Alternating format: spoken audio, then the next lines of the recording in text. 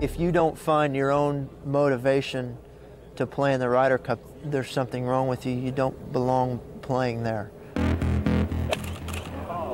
And nobody could question the American motivation at Brookline in 1999. The home side mounted the greatest last-day recovery in the history of the Ryder Cup.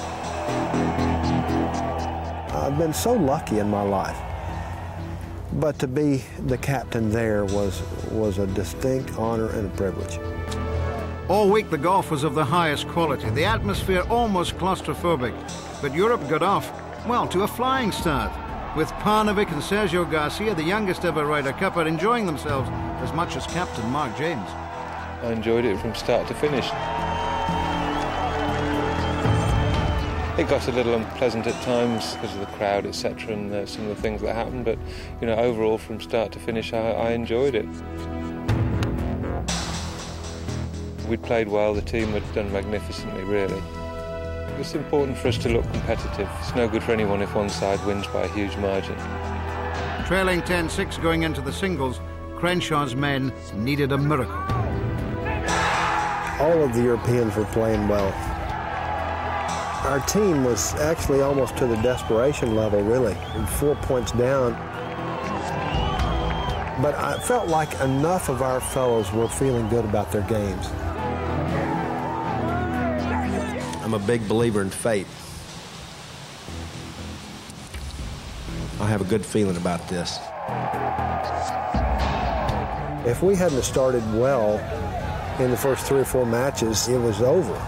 These guys, the way they were playing, I thought that they were up for it, and I thought they were just desperate enough to think that they could do it.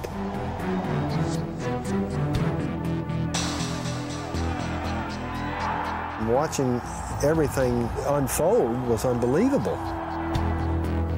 It just bred that chain reaction. The emotions really started running, and we were back into the matches quicker than we thought we would. These holes just kept coming back to us. One match here, one match there. You know, everybody started playing better. After America won the first 6 games, the improbable had become the possible. Until it came down to Justin Leonard's match, which was incredible that he was even back in the match after being 4 down. I didn't feel pressure until after the 14th, when I pulled within 1. Previously to that, I think everybody had given Ollie the match and in Europe the point.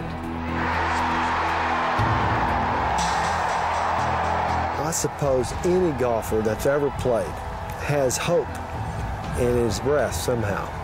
You know, when you're down, it's the hardest thing in order to conjure up hope. Watching that transpire on 17, I said, I can't believe this is happening.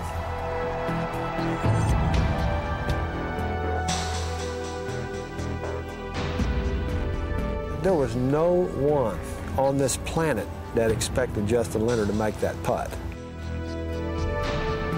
It would never cross your mind.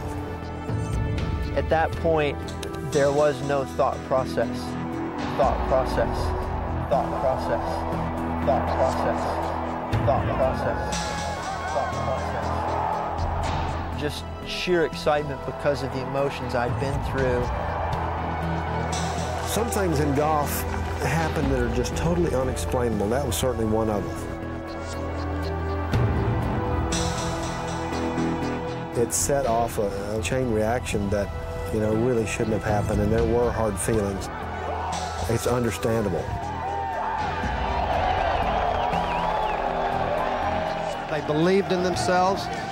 They knew how close these matches were, despite some fantastic play by the Europeans. But today, I tell you, it's up in the trees.